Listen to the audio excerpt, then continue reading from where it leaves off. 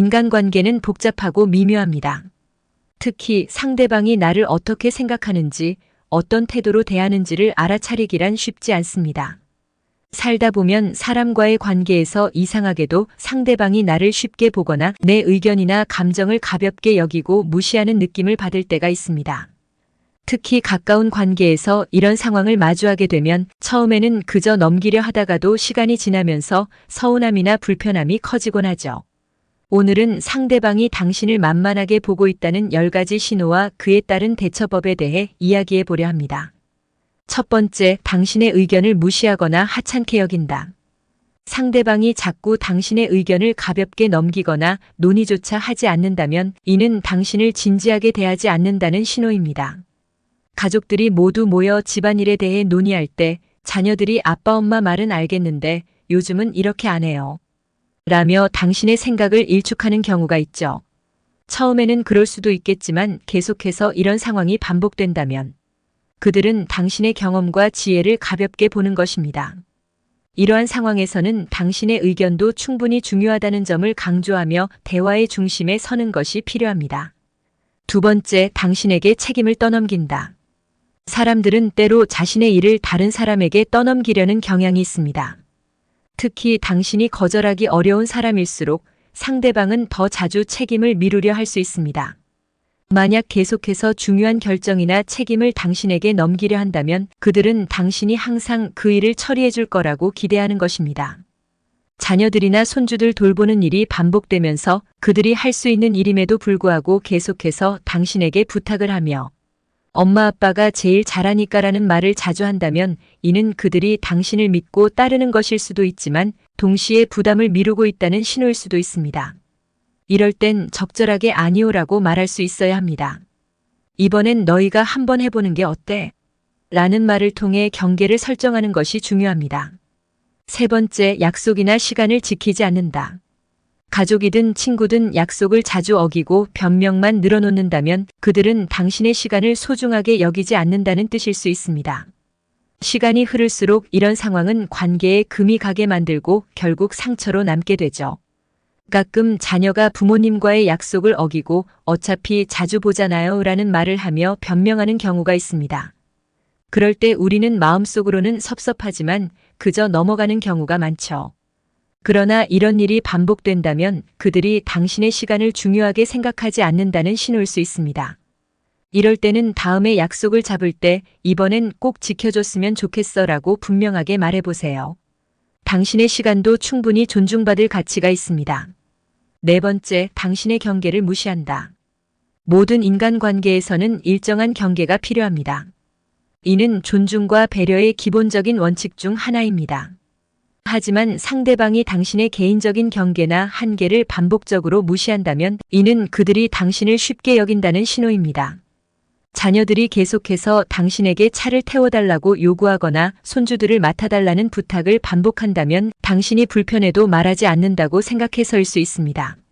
오늘은 좀 힘들다거나 이번 주말엔 조금 쉬고 싶다라고 말하는 것이 전혀 이상한 일이 아닙니다. 오히려 이런 경계를 세움으로써 스스로를 보호하고 상대방이 당신의 상황을 더 잘 이해할 수 있도록 도와줄 수 있습니다. 다섯 번째, 당신의 도움을 당연하게 여긴다. 가족이나 친구들이 당신의 도움을 당연하게 여긴다면 이는 경계가 제대로 설정되지 않았다는 신호일 수 있습니다. 특히 경제적 지원이나 정서적 지지를 당연하게 생각하면서 감사의 표현조차 없는 경우라면 그들은 당신을 만만하게 보고 있는 것입니다. 손주들이 자주 집에 놀러 오면서 할머니, 할아버지가 늘 맛있는 음식을 해주시니까라고 기대하거나 자녀들이 경제적 지원을 당연하게 여긴다면 그들은 당신의 호의를 당연시하고 있는 것입니다. 이럴 때는 필요한 경우 거절하거나 도움을 주되 그 과정에서 감사를 요구하는 것이 필요합니다. 작은 부탁이 쌓여 큰 부담이 되지 않도록 처음부터 경계를 명확하게 하는 것이 중요합니다. 여섯 번째, 당신을 존중하지 않는 말투나 행동을 보인다. 상대방이 대화 중에 무례한 말투나 깔보는 듯한 태도를 보인다면 이는 그들이 당신을 존중하지 않는다는 신호일 수 있습니다. 특히 친한 관계에서 이런 일이 발생하면 서운함이 더 크게 느껴질 수 있습니다. 친구나 가족 모임에서 당신이 이야기하는 도중 상대방이 갑자기 그건 다 옛날 방식이야 라며 당신의 말에 농담처럼 반응하거나 비웃는 경우가 있습니다. 예를 들어 당신이 건강에 좋은 음식이나 옛날에 효과가 좋았던 치료법을 이야기하는데 상대방이 그런 걸 아직도 믿어? 라는 식으로 가볍게 넘기는 태도를 보일 때가 있죠. 이런 상황은 그들이 당신의 경험이나 지식을 가볍게 여긴다는 의미일 수 있습니다. 이럴 때는 내 경험도 존중받고 싶어라고 부드럽게 말하는 것이 중요합니다. 상대방이 의도하지 않았더라도 그들이 당신의 말을 소홀히 대한다는 것을 느꼈다는 점을 표현하는 것이 필요합니다. 그래야 서로의 감정을 더 잘 이해할 수 있고 대화가 건전하게 이어질 수 있습니다. 7번째, 사과하지 않는다. 상대방이 잘못을 저질렀음에도 불구하고 사과하지 않는다면 이는 그들이 당신을 존중하지 않으며 쉽게 여긴다는 신호일 수 있습니다. 특히 같은 상황에서 다른 사람에게는 사과를 하지만 당신에게는 사과하지 않는다면 이는 더욱 명확한 신호입니다.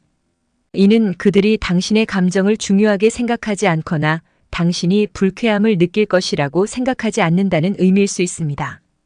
예를 들어 배우자가 다툼 중에 무례한 말을 했지만 원래 그런 말은 다 하는 거잖아라며 사과를 하지 않는다면 이는 상대방이 감정적으로 당신을 존중하지 않고 있다는 신호일 수 있습니다.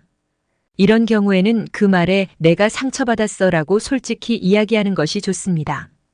8번째, 당신을 비난하거나 비판하는 태도를 보인다. 상대방이 사소한 실수에 대해 과도하게 비난하거나 항상 당신의 행동을 비판하는 태도를 보인다면 이는 그들이 당신을 만만하게 보고 있다는 신호일 수 있습니다.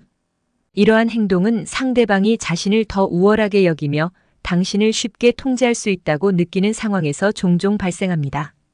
이는 특히 가까운 관계에서 더 자주 발생하는데 반복적인 비난은 자존감을 떨어뜨릴 수 있습니다. 배우자나 친구가 계속해서 당신은 왜 항상 그런 식이야? 라며 비판적인 태도를 보인다면 이는 그들이 당신의 행동을 바꿔보려는 시도일 수 있습니다. 하지만 반복적인 비판은 관계를 해치기만 할 뿐입니다. 이럴 때는 왜 그렇게 느끼는지 이야기해보자라고 차분하게 대화를 나누며 문제의 본질을 파악하는 것이 필요합니다. 9번째, 당신의 감정을 무시한다. 사람은 누구나 자신의 감정을 존중받고 싶어 합니다. 상대방이 당신의 감정이나 기분을 무시한다면 이는 그들이 당신을 충분히 존중하지 않는다는 신호일 수 있습니다. 가족이나 친구에게 힘든 상황을 털어놓았을 때 그 정도는 별일 아니야라며 가볍게 넘기려 한다면 그들은 당신의 감정을 제대로 이해하지 못하고 있는 것입니다. 이럴 때는 내 감정도 중요해, 들어줬으면 좋겠어라고 분명하게 말해보세요. 감정을 표현하는 것이야말로 건강한 관계를 유지하는 방법입니다. 10번째, 당신에게 부당한 요구를 한다. 나이가 들어가면서 부당한 요구를 받을 때 거절하기 어려운 상황이 자주 발생할 수 있습니다. 상대방이 당신에게 무리한 부탁을 하면서도 당신이 이를 쉽게 받아들일 것이라고 생각한다면 이는 그들이 당신을 만만하게 보고 있다는 증거일 수 있습니다.